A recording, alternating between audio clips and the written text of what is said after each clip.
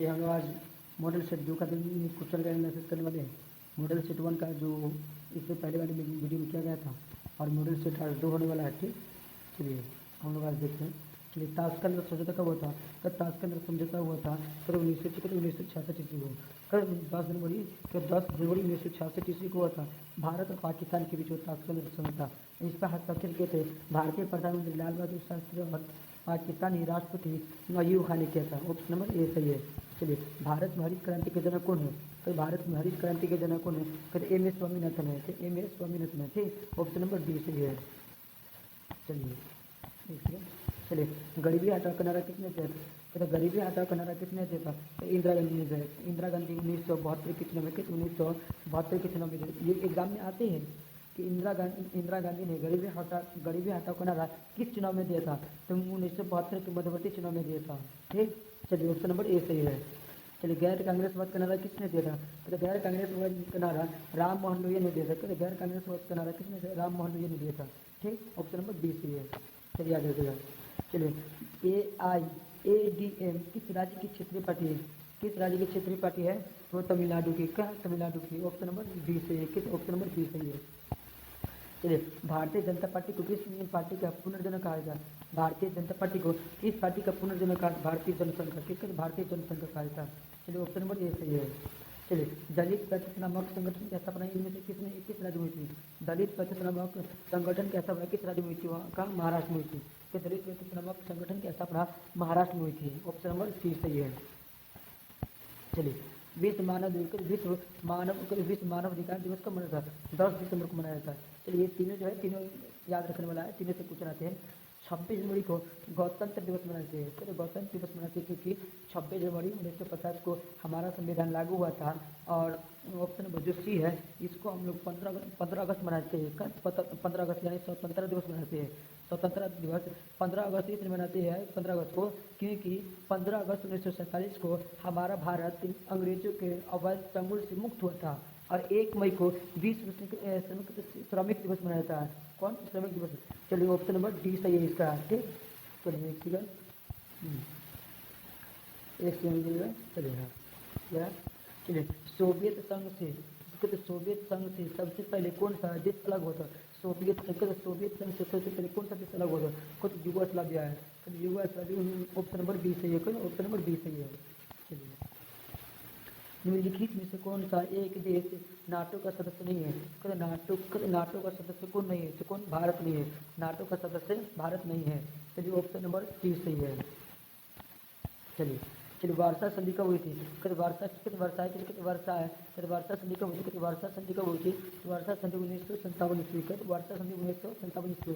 Option number D सही है। चलिए यूरोपीय संघ की स्थापना कब हुई? यूरोपीय संघ की स्थापना 1957 ईस्वी में हुई। तो यूरोपीय संघ की स्थापना 1992 ईस्वी में। सॉरी नहीं, यूरोपीय संघ की स्थापना 1957 ईस्वी। यूरोपीय संघ की स्थापना, हाँ यूरोपीय संघ की स्थापना जो हुई थी 1957 ईस्वी में हुआ था। आप लोग देख लीजिए, इसमें डाउट है। ये तो ईस्वी हुआ कि यूरोपीय संघ की स्थापना करते 1992 ईस्वी को। 1992 ईस्वी को हुआ था। चलिए ऑप्शन नंबर 24 का डी सही है। बी सही है। चलिए 1972 का शिमला समझौता किन दो देशों के बीच हुआ था? कहते 1972 का शिमला समझौता भारत और पाकिस्तान के बीच हुआ था। किसके बीच? भारत पाकिस्तान के बीच। 3 जुलाई 1972 ईस्वी को भारत और पाकिस्तान के बीच शिमला समझौता हुआ था। इस पर हस्ताक्षर किए थे भारतीय प्रधानमंत्री इंदिरा गांधी और पाकिस्तानी राष्ट्रपति जुल्फिकार अली भुट्टो ने किया था। और जो भारत और बांग्लादेश के बीच हुआ था फरक्का समझौता। फरक्का समझौता 1996 ईस्वी को हुआ था। भारत बांग्लादेश के बीच हुआ था। एक सेकेंड, चलिए फरक्का समझौता हुआ था 1996 ईस्वी को। कब? 1996 ईस्वी को भारत और बांग्लादेश के बीच हुआ था फरक्का समझौता। ऑप्शन नंबर बी सही है। ठीक, चलिए भारत और बांग्लादेश के बीच फरक्का समझौता कब हुआ था? देखिए आगे कुछ। चलिए भारत और बांग्लादेश के बीच फरक्का समझौता पर हस्ताक्षर कब हुए थे? 1996 ईस्वी को। 1996 ईस्वी को हुआ था। ऑप्शन नंबर सी सही है। ऑप्शन नंबर सी सही है। चलिए संयुक्त राष्ट्र संघ की स्थापना कब हुई थी? संयुक्त राष्ट्र संघ की स्थापना कब हुई थी? संयुक्त राष्ट्र संघ की स्थापना 1945 ईस्वी को हुआ था। कब? तो उनके जो संयुक्त राष्ट्र संघ कैसा बना कब? 1945 ईस्वी में हुआ था। चलिए, और भारत इसका सदस्य है 1945 में बना था, 30 अक्टूबर 1945 को बना था, और ये बना था 24 अक्टूबर 1945 में। चलिए, विश्व स्वास्थ्य संगठन की मुख्य विश्व स्वास्थ्य संगठन कहते विश्व स्वास्थ्य संगठन का मुख्यालय कहाँ है? तो विश्व स्वास्थ्य संगठन का मुख्यालय है जिनेवा में। कहाँ? तो जिनेवा के विश्व स्वास्थ्य संगठन का मुख्यालय जिनेवा में है। ऑप्शन नंबर ए सही है। चलिए, किसने कहा कि साम्राज्यवाद पूंजीवाद का अंतिम चरण है? किसने कहा था कि साम्राज्यवाद पूंजीवाद का अंतिम चरण है? किसने कहा था? H.G. लास्की ने कहा था। किसने? H.G. लास्की ने कहा था। ठीक, आप लोग याद रखिएगा, ऑप्शन नंबर ए सही है। अगर किसी प्रकार का आप लोग को दिक्कत है तो कमेंट कीजिए, और कमेंट का आपके हिसाब से फिर से बनाया जाएगा। ये टाइपिंग थोड़ा मिस्टेक कर दिया है, क्वेश्चन बहुत कम डाला है और मैंने डाल दिया है, उसको बोल दिया जाएगा कैसे नहीं करेंगे। चलिए, कुवैत को किस राज्य के अवैध चंगुल से मुक्त कराया गया था? कुवैत को किस राज्य के अवैध चंगुल से मुक्त कराया गया था?